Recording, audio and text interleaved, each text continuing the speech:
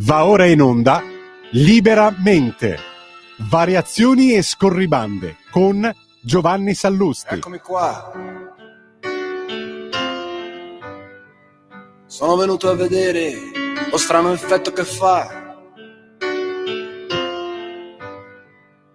la mia faccia nei vostri occhi e quanta gente ci sta. Buonasera a tutti, bentornati a Liberamente, variazioni e scorribande qui su Radio Libertà. Allora no, non era stato il taser in utilizzo alle forze dell'ordine, non è per colpa del taser che purtroppo è morto il trentenne dopo un malore sopraggiunto mentre si trovava in stato di fermo alla questura di Pescara, Riccardo Zappone.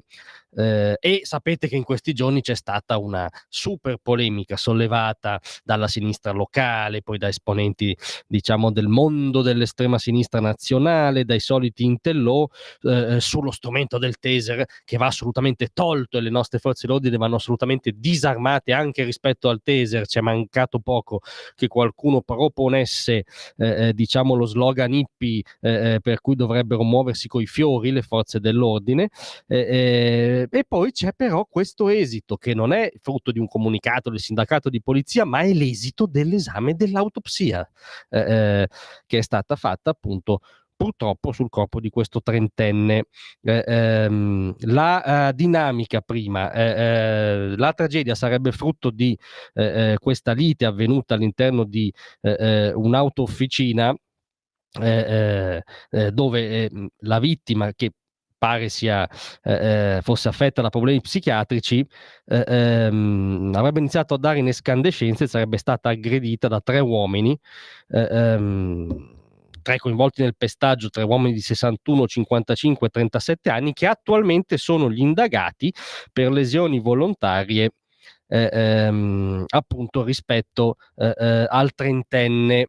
Ma il clou, diciamo, politico, perché qualcuno ha pensato ovviamente di buttare in politica questa tragedia, lo troviamo appunto nella nota della procura di Pescara.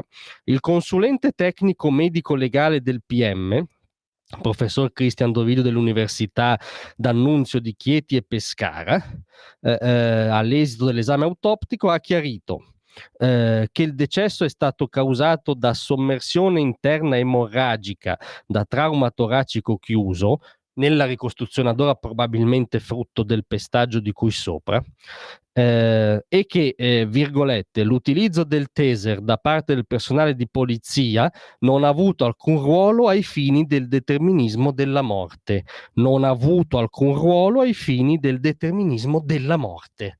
È stato usato il taser dalle forze dell'ordine intervenute perché il soggetto continuava a dare in escandescenze e rifiutava appunto di essere accompagnato in questura per chiarire la dinamica, ma l'utilizzo del taser non ha determinato la morte purtroppo di questo uomo.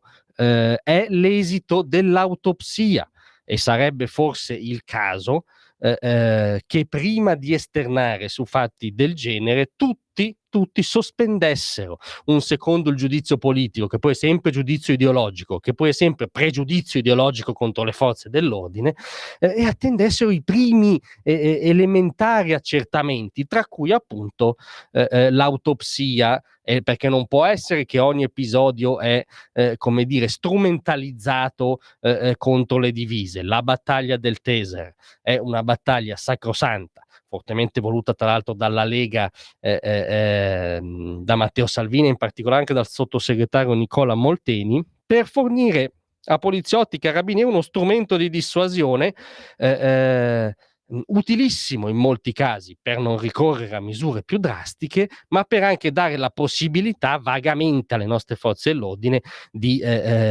gestire imprevisti, aggressioni, soggetti recalcitranti e via dicendo, perché noi stiamo parlando delle forze dell'ordine che hanno già le regole di ingaggio più strette d'Europa, che appena reagiscono a qualche carica di qualche gruppuscolo antagonista vengono subito messe nel mirino mediatico e giudiziario. Il decreto sicurezza per fortuna apporta delle migliorie in proposito, ma l'ideologia italiana è sempre stata quella, almeno dai tempi del 68, di una famosa poesia di Pierpaolo Pasolini. È sempre stata una divisa anti-forze dell'ordine. L'ultimo feticcio di questa ideologia era il malvagio taser. Ebbene, il taser, strumentalizzato da 2 giorni, non c'entra con questo brutto fattaccio. Lo dice l'esame dell'autopsia, fatevene una ragione e la prossima volta, per favore,